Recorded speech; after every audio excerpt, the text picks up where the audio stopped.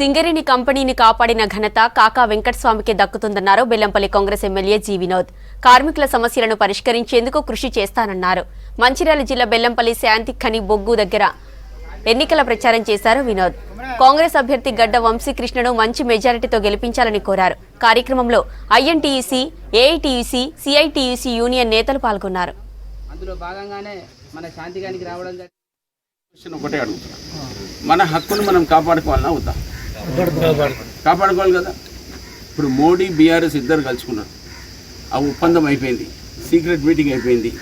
ఆడ ఇద్దరు కలిసి ఎలక్షన్ కొట్లాడుకుంటా రేపు పొద్దుగాల మన పవర్లోకి వస్తే ఈ ఉన్న హక్కుని గంగల పడేయాలని ప్లాన్లో ఉన్నాడు బీజేపీ వాళ్ళు. బీఆర్ఎస్ వాళ్ళు పొత్తు పెట్టుకున్నారు ఇండైరెక్ట్గా, ఎందుకంటే వాళ్ళు బతకాలు కలిగి కూడా జైలుకి పోతారు. మన కాళేశ్వరం ప్రాజెక్టులో చేసిన అవకతవకలు చూసుకుంటే అందరు జనాలు అందరు పరిశాన్ అవుతారు. 1,00,000 కోట్లు అన్నాడు, 50,000 కోట్లు అయితే గంగలవైంది. ఎవరికి జనాలకు తెలియదు, కానీ పక్క గ్యారంటీ ఎలక్షన్ అయిన తర్వాత ఇన్వెస్టిగేషన్ అవుతుంది. ఏ లెక్క ప్రకారంగా కేసీఆర్ వాళ్ళ కుటుంబం చేసిన అత్యాచారాలను అన్ని బయట పెడతారు. పెట్టిన తర్వాత దానికి ఏమి అన్న బుద్ధి చెప్పేది బాధ్యత ఉంది. మన హక్కును కాపాడుకుందాం, మన ఓటుని కాపాడుకుందాం. ఆ ఓటు సిస్టమ్ని తీసే కార్యక్రమాన్ని పెట్టడం.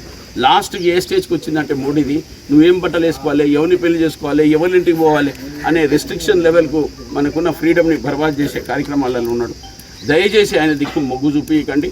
కాంగ్రెస్ పార్టీ మా పెద్దలు రాహుల్ గాంధీ గారు, రేవంత్ రెడ్డి గారు, సోనియా తల్లి తీసుకున్న కార్యక్రమాన్ని కాపాడుతూ మన ఉన్న వర్కర్ సోదరులకు నేను మళ్ళొకసారి విజ్ఞప్తి చేస్తున్నాను, నేను అప్పీల్ చేస్తున్నా, రిక్వెస్ట్ చేస్తున్నా, దయచేసి కాంగ్రెస్ పార్టీని కాపాడండి. నాకు ఇచ్చిన అవకాశం లెక్క మా తమ్ముని కొడుకు కూడా ఒకసారి ఓటు ఇచ్చి గెలిపిమని మీ అందరితో ప్రార్థిస్తూ